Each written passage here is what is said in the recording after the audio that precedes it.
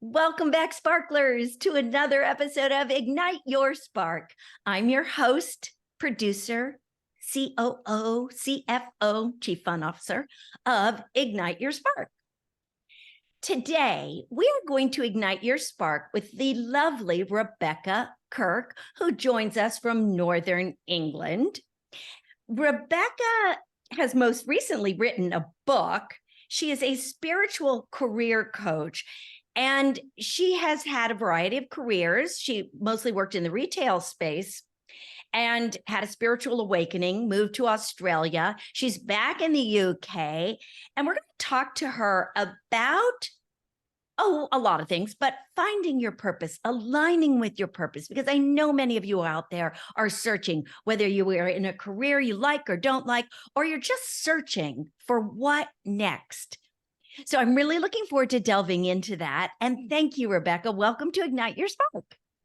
Thank you, Kim. It's really great to be here. Thank you for having me. I'm delighted. I'm always delighted to have someone with a British accent because you just sound so much better than we do. What can I say?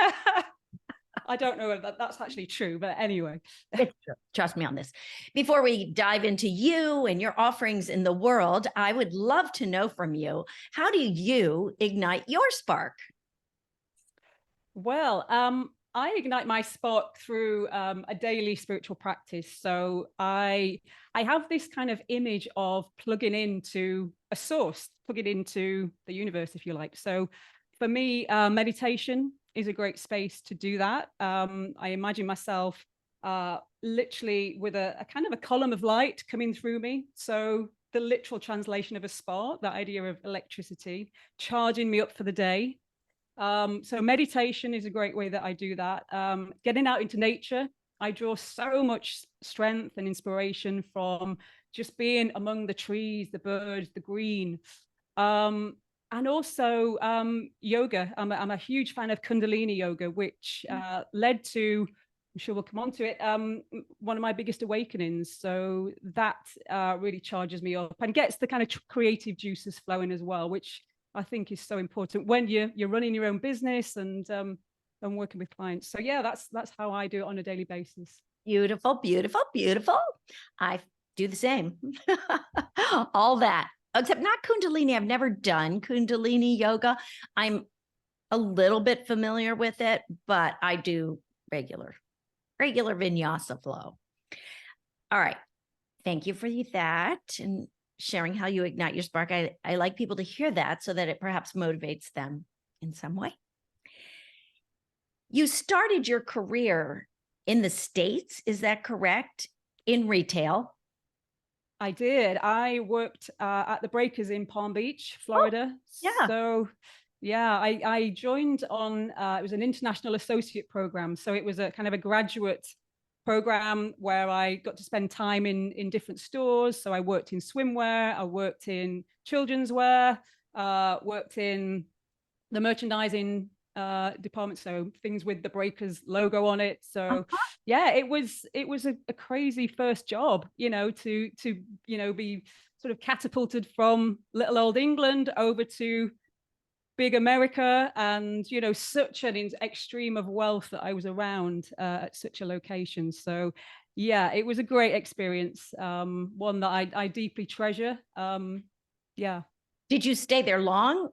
Or I was there for 5 years. wow. 5 years, yeah. And then the call to come home was kind of too much, really. And I just realized, I suppose, how British I was underneath everything. But I've got some great friends in the States and some amazing memories. But yeah.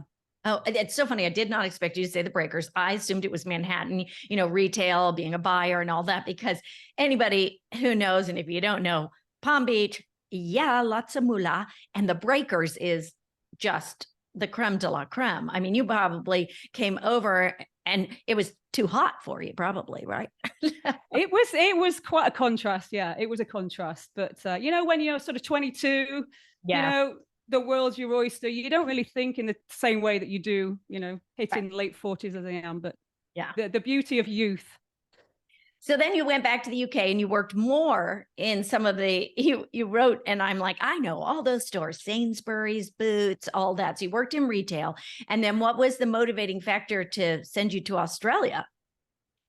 Well, I grew quite despondent, I think, with my time in the corporate world. I wasn't connecting to a lot of the things that you kind of needed to do to survive in that environment. And I got to the point where it felt like I was a round peg in a square hole, basically.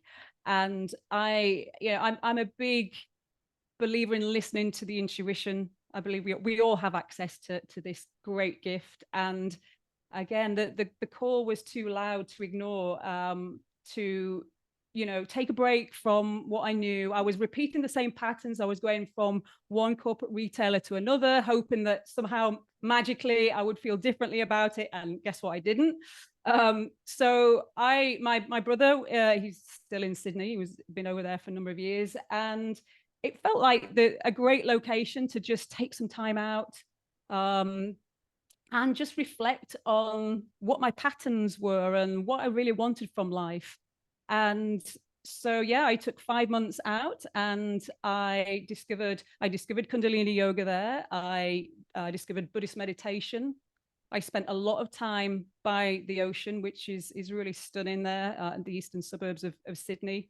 And it just gave me the headspace and the clarity for what I, now know I was meant to be doing to emerge. And it's something, I wish that everybody had the opportunity to do, to take a career break.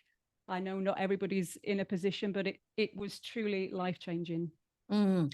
And was it there that you had this spiritual awakening through Kundalini yoga, through your experience with the serpent? Yeah, the serpent rising, it activated something in me. And I think it was that also, together with the fact that my life was very simple there. I didn't have many of the sort of outer trappings, if you like. I was living out of a small room in my brother's apartment.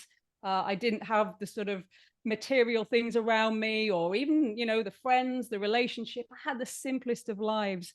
And I think through that, the sort of essence of what life was about really shone through. And, I had moments of pure bliss where I was just standing looking out at the ocean, and it was pure bliss. I can't describe it in any other way. And so that was a big awakening. I would just say that I also had an awakening when I was in Palm Beach, when I was working in Palm Beach. I think that was the real sort of start point of this spiritual journey, because I think being around such an extreme of wealth, it really got me to question what life was about, because I wasn't really resonating with it. There was nothing there for me to aspire to in that sense. So I had to really kind of pull back from that environment that I was in. And again, the ocean, I mean, provided a great backdrop for that. So there's a series of awakenings, but it really did begin, I think, in Palm Beach. So maybe you're connected to the ocean somehow, and the importance of that in your life, which you're not getting really in Northern England now, but you obviously were able to absorb those. I'm trying to get it from getting out into the woods, into the forest. But yeah, I would love to live near the sea again, maybe one day. Okay. I love how you said you wish everybody could do that, because I do think that would be so valuable. So many of us really have a hard time sitting still, letting go, releasing attachment. How do you work with people who cannot take those 5 months to help them align with their purpose, to what they are seeking? How suggestion, I need to know, how do you help people align with their purpose? So it's a question I do get asked quite a lot, because not everybody has that time and that space due to certain commitments. And I think one of the things I really encourage with all of my clients is to create a daily spiritual practice. So I think there is great power in even just 10 minutes, 5-10 minutes of meditation each day, or getting out into nature, but to consciously create that space, that point of connection, and to just basically go beyond the thinking mind. Because clarity on what your true purpose is not going to come from a cluttered mind. And quite often people come to me searching for that purpose, very busy mind, overthinking everything. And I truly believe that the answer will come from the heart space, not the head space. So, and that can be accessed. You don't have to go away for 5 months. It's great if you can, but having a daily practice that you show up to, you put in that intention out there to the universe. This is important to me. So just 10 minutes a day to connect, to go within, to open up that space for those insights, those ideas to come. Grab a journal, put that by your little meditation space, and capture those insights, connecting with that intuition. I think that's one of the best guides that we have to help guide us on that journey of aligning with our true purpose. It's true. And most people may know that somewhere in their head, but sometimes they need to work with someone such as yourself in order to not just give them permission, but when you have booked an hour with a coach or a therapist or whomever, you're taking that time and hoping that that is what the outcome is going to be. And sometimes we just need to invest in a little assistance from someone else in order to do that, because it can be quite challenging on your own. Yeah. And I think accountability is a key thing that you get from working with somebody else. I know from the times I've worked with a coach, you're going to do it. You're invested, you've paid the money, I'm showing up. And maybe there's a little bit of that sort of schoolgirl mentality that's kind of stayed with you, that you want to hand your homework in and get a good grade. So so I think accountability is key in not only finding those insights, but actually taking action, because action is what's going to move you forward, not just the thinking about it. Hey, you work a lot with people in their careers. Am I correct in that? And let's talk a little bit about spirituality in your career and what you are doing with people to open them up in the world of work, I guess. Yeah. So, I mean, a variety of ways in which I introduce spirituality into career coaching. Intuition, I've mentioned that already. A deep connection to that inner knowing, the higher self. I think the higher self is one of the key aspects of this journey that can really help guide you, empower you, help you tap into abundance, feel more courageous to make a change. And it negates the impact of the ego self. And the ego self, which is, where any sort of fear-based actions or thoughts stem from, and any limiting beliefs, it's all ego-based. And that is what can hold people back. It held me back many years ago, but I'm learning to connect more with my higher self. So I think the higher self is a key part of this process. I think also, some of the ways in which I help people discover that purpose is looking at the area of gifts. So what have you been given? And the word gift to me implies that there is somebody or something that is doing the giving. So this is a skill or a talent or a personal strength that you've been given to bring to the world. And I think just acknowledging that brings in a different dimension and helps people take more ownership of that gift or that talent, which in turn can help them connect with that purpose. What if someone comes to you? Oh, I'm sorry to interrupt, but what if someone comes to you and says, I don't have any gifts, I don't know what my gifts are? Now, I know that that's not true, but have you had people come to you with that and go, I don't? Yeah, very often. I think there is a reluctance to own or to shout about gifts. I don't know whether this is a British thing, Kim. It could well be. We are quite backwards at coming forwards in that way, but there is quite often an intense reluctance that links in with, again, I believe, the ego self of I'm not good enough, that's not me, and what would people think if I say yes, I'm a great empath, or yes, I'm brilliant at organizing, or whatever it is. There is a fear of actually claiming that. And I think it's important to sort of unpick that because I believe we all have some gifts and talents. I truly believe that. And so, helping people through that process, but the barriers to understanding what they are, I think, is equally important. Yeah, no, I get that. We do all have gifts, but I know so many times people will say, I don't know. I don't know. And I think we let that ego mind, that monkey mind, and I'm speaking from experience. I don't know. I don't know. I'm confused. I'm confused. It's because people like me have had a hard time slowing down and knowing. And I would imagine some people just get into a career by happenstance. They fall into it because, well, that was my degree, so I guess I got this job, I better take it. And then you get on that cycle and can't get out. So many people will need that assistance. Mm.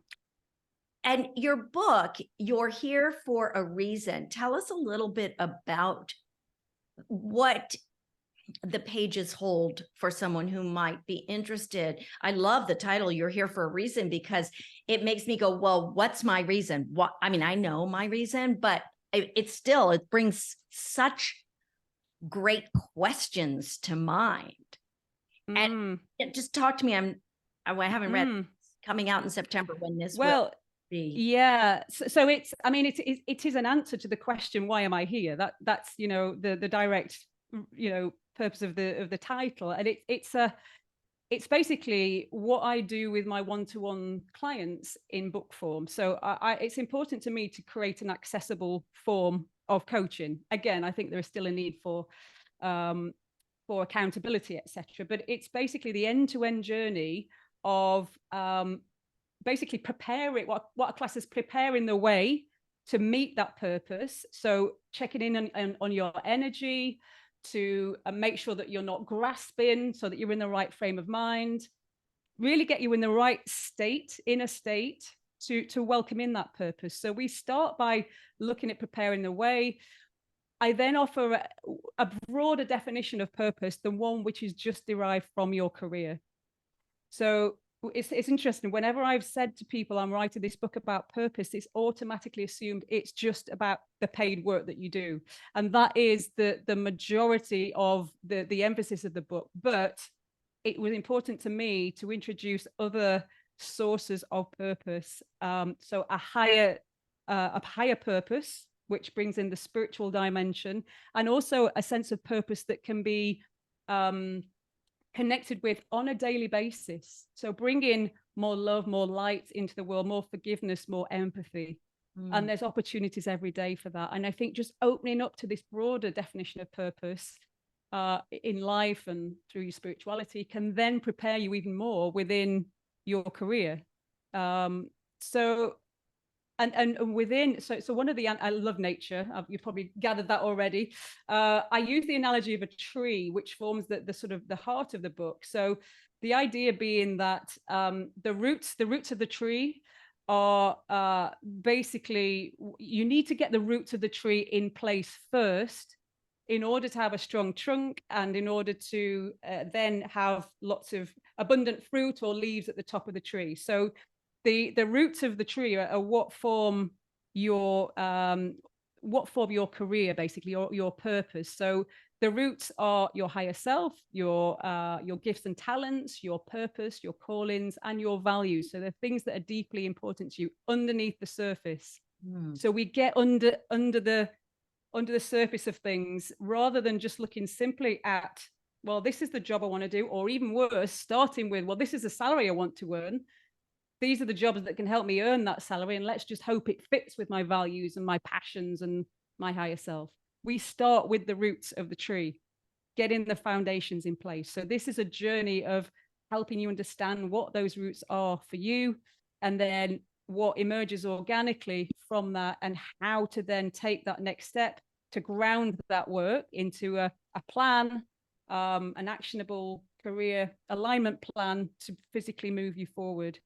So I've tried to combine aspects of spirituality with a very practical, sort of more career coaching sort of basis. I really am enjoying hearing you speak about it that way. And what comes to my mind when you were talking about the roots, we live on a hillside, and there are trees. There was a tree growing out of the hillside on this property. And we did not build this house. Someone else built the house. We've lived here for 10 years. And it was growing out. And it's obviously became dislodged from its roots because it was growing in the wrong direction. Interesting. And that just image came to me as you were speaking, because that's what happens sometimes in my experience, having lived for many decades in jobs I've had. Sometimes you're uprooted unknowingly if you are fired because you're not in the right direction. You are going out of the wrong way and your roots fall off. And it's like people, we need those roots to stand up straight. We need the foundation to achieve the full branches and leaves of the tree that are our purpose. Yeah. I mean, the leaves, I see that as our prosperity. And the idea that will come, as it does in nature, that will come naturally when you are working in alignment with your purpose. Yes. So rather than kind of go in for the leaves and the money or whatever first, it's trusting. There's an element of trust here in nature, in this as a process, to follow your purpose, and the money will follow. I've never thought of your purpose or your career in terms of what you just described as the tree, as the roots. And I'm really enjoying that metaphor in my head. I know other people, as you were speaking that, are probably have their own version of, because it was very visual to me, being grounded. And the thought that the leaves are prosperity, we shouldn't think about the leaves first. We should think about the roots. Just such a beautiful vision. Really. I love it. Are there any other exercises any exercises you might want to share to get people interested in, finding their own purpose this way? I assume there are exercises in the book. There are exercises throughout. Yeah, it's a very practical book. So exercises on helping you discover your values, on discovering, your gifts and talents, suggestions on how to live out an aspect of purpose now before you actually make any kind of change. So yeah, it's a very practical book. And there's journaling questions as well. I'm a big fan of journaling, and getting those thoughts out onto paper, seeing them in black and white, can really make quite a big difference to people. So yeah. Before we wrap up, is there a journaling question you could leave everyone with, maybe to sort of get them started on their own journey? Well, one of the questions I pose to help people connect with their higher self, it's a form of intuitive writing, and it's just asking your higher self, what is my soul yearning for? Just a simple question, just connecting at that deeper level. What is my soul yearning for? What am I here to do? And just see what comes out, and trust in what comes out. It will be perfect for you, or a perfect start point to the journey of aligning more with your purpose. Yeah, we don't take the time to do that. And sometimes we doubt when we connect, or when we think we're trying to connect. And I think it's really all about slowing down and taking the time. Asking that question is one thing, but being able to answer it, of course, is another. And it's really nice. Thank you for giving us that prompt, because I hope that everybody listening will go write this down now, because once it's in your head, you need to get it onto paper. We're going to give you permission to take 5 minutes now and do that. But, I think there is such an emphasis, Kim, on doing, and in my view, not enough emphasis on being. And the more time we can spend in that being state, the more those answers will come, the more we will connect with calm and clarity. But I think our society is geared towards doing. But this is why, I'm a big advocate of meditation, because it gives you that little window of opportunity to connect with being. But as you mentioned, it's all about giving yourself permission. And I think particularly women struggle with that because we like to sort of nurture and take care of people. But it's not, it is not a selfish act. And I think the analogy of when you get on a plane, putting your own oxygen mask on first, I've never come across a better analogy than that to sort of, you know, spur people on to give themselves permission, because it will be felt around, you know, the people that are around you for sure. Yeah. Oh, you're right. That is a great analogy. Also, it's not as hard as you think. I think we sometimes, because of our thinking mind, we're like, well, this is so hard. I can't do it. I can't do it. I can't do it. Just take a deep breath and go, what do I really want? What does my soul want? What? Yeah, I think we make things so hard in our society. It has to be hard in order to be good. You know, we think of people, you know, they go to med school and it's 8 years to be good. It's got to be hard. But maybe that's not the path for you. You know, there's obviously a way to tap into yourself that isn't hard. So just that time. Yeah. Yeah. Welcome it in. Welcome it in. Thank you so much, Rebecca, for your time. Your book, again, is You're Here for a Reason. And we all are here for a reason. And I think everyone— I truly believe that. Yeah, I do too. Embrace it. Embrace it. And where can people find you?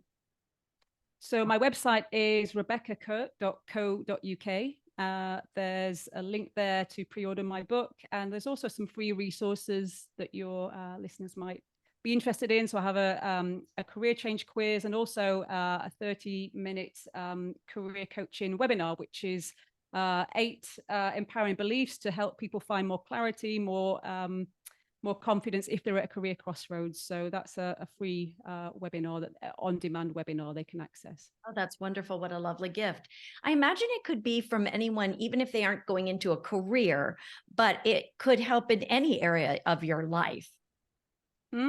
Yeah, it's about sort of challenging the beliefs that we hold, and there's some common themes, yeah, whether it's career or something else. So yeah, hopefully there's some value there either way. Great. Well, I'll be checking that out. I've already looked at the website, but I did not do the webinar, but I will, just because I'm always interested. You know, you just want to know. Everybody wants to know more about themselves. So I think that's a great way to start. So thank you. Awesome. Welcome. Thank you, everyone, for tuning in to another episode of Ignite Your Spark. If you're enjoying the podcast episodes, I hope that you will rate, subscribe, and share so we can ignite more sparks out in the world. And remember, you're here for a reason, and your spark, your light is important. So go out and thanks for shining.